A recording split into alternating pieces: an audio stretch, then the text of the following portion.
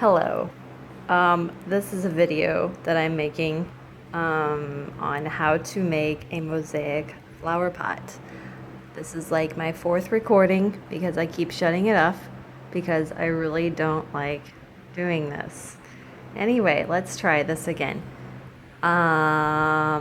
Okay, so what you're gonna need is some either tiles or glass. I have stained glass here. I got mine from a very small shop in Belleville, Illinois. There's a stained glass artist out there, and I buy his scraps. And some of this is, this was part of a bigger piece, a sheet of glass that I probably got at, what is that place called? It's in South City by River de Pear. Anyway, if I think about it, I will let you know. But you can buy sheets of glass if you want a lot of one color. Otherwise, I suggest getting scraps because it's much, much cheaper.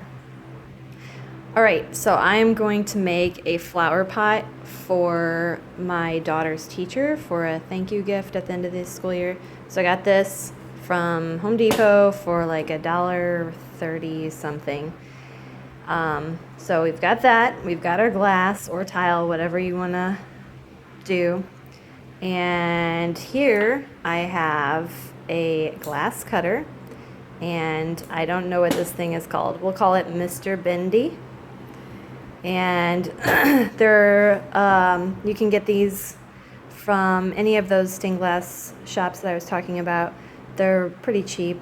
I don't know, maybe 10 or 20 bucks at the most, I think. I don't know. But, you know, I've had this thing for years, so it's, you buy it once and you probably won't have to buy it for a long time. Basically, the gist is on the tip there, there is like a little score, and that you just run it down your glass. It scores the glass. You use this guy.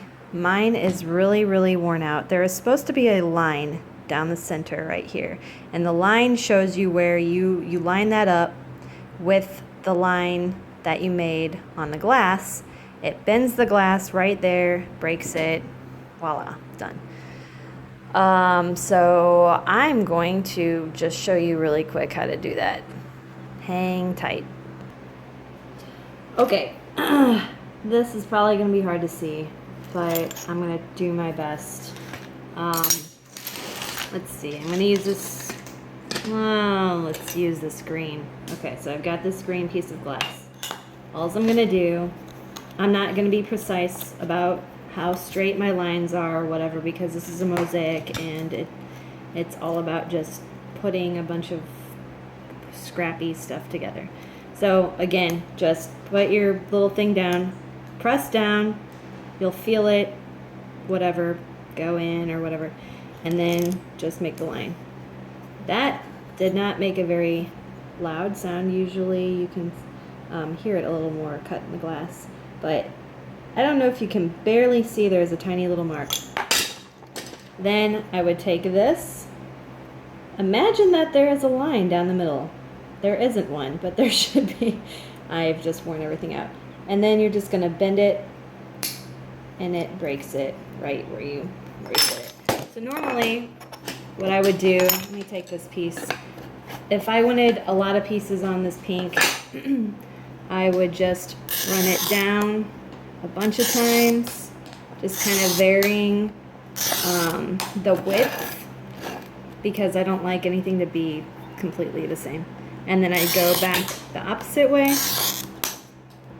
and do the same thing so that I'm making squares. Now, there's little bits of shard pieces of glass that pop off, so do this somewhere where you're not going to be flicking it all over the floor, because it really hurts when you step on it. Okay, and then again, I'm just going to break it.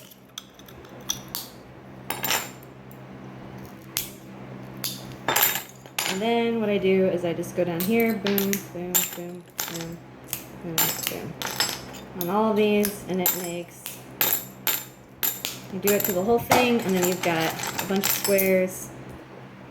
I set them aside until I'm ready to use them. And that's basically it as far as cutting stained glass because it's very easy. Okay, so the next thing is oh gosh, I have a brick on that thing. All right, so I've got some thin set mortar. Now it says that it should only be used for inside, but when I went to the store and asked the guy, he was like, it'll be fine. You know, this stuff is pretty strong for an outside use. So what you could do first is spray the inside with a sealant. The reason I did that is I know this terracotta soaks up water, and I wasn't sure if that would affect the mosaic on it. I don't think it would, but I just wanted to make sure because I spent a lot of time on my pots and I didn't want them getting ruined for something silly that I could have spent a couple bucks on. So, but I'm just gonna spray mine later. So I just want to get going on this thing. Okay, so very simple. Sorry, I have to do this on my legs because of whatever. Anyway, here I've got my thin set mortar. I think I didn't show it to you because I had the camera. Anyway, there it is. And then I just use a popsicle stick.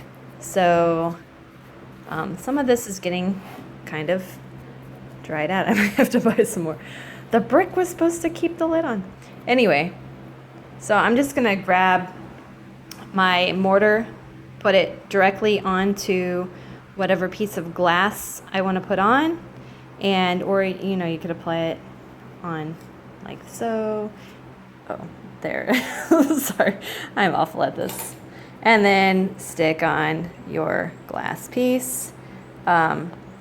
Just make sure this stuff, when it dries, I don't know if you've done tiling before on your bathroom, this stuff is insane when it dries. So scrape off the excess so that's not sticking up for when you go to grout it, or if you want to put a piece closer to it, that mortar is going to be in the way. So that is basically how you get started. I'm just going to fill up this whole pot. If I had some way of setting up this thing, I would actually show you how I work. Maybe I'll try to figure that out. Just hang tight. Okay, looky here. I think you should be able to see what I'm doing. So I'm just gonna work a little and then you can watch, and it'll be super fun. I really actually hate this pink square here, so I'm gonna take that off. I just wanted to show you guys that. I'm going for a crazy colorful mosaic. Teachers work their tails off, and I thought this would be kind of fun instead of getting them another mug that says world's best teacher or whatever. This is something that she can use forever, really, hopefully.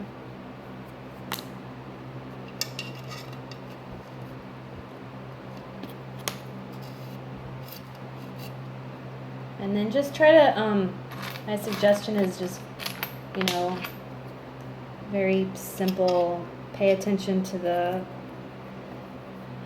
like,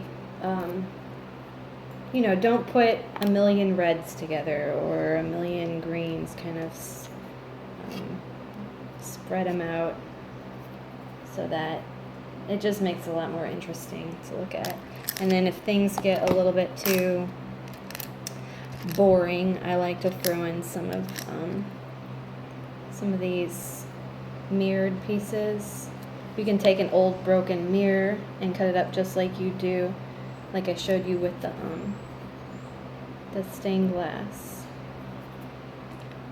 Or you can actually buy colored mirrored pieces. I don't know if you can see this. This is a mirrored yellow. I'm not even sure where this came from. I think it was scrap that the guy broke and didn't need, so I took it. So this can kind of be a time-consuming process, but it's really rewarding after you grout it. So keep hanging there. And also, I'm going to show you real quick.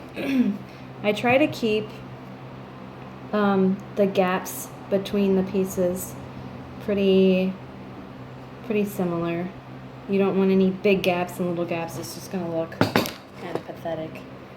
So another little tip for you. And I like to just go for it. I'm sure a lot of mosaic artists, they draw it up and they have a design in mind, and I don't know if I'm like ADD or what the deal is, but I just go for it, and it always comes out pretty awesome. So, and it's like putting together a puzzle that there's no directions for, and I like that.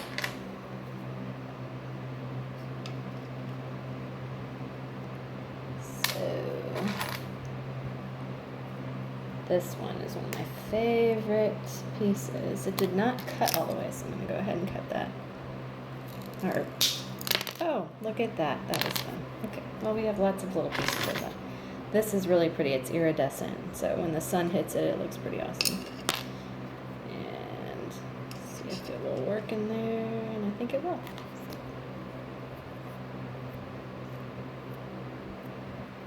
Okay, so you just pay attention to... that wasn't where that was supposed to go. There we go. So gaps are important. That grout's going to go in there. We're going to use a sanded grout. And color.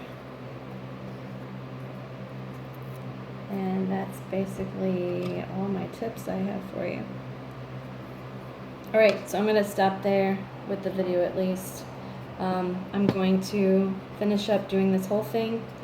I'm going to come through with probably some chunky squares around this part, and make sure that you leave a gap up here and down here.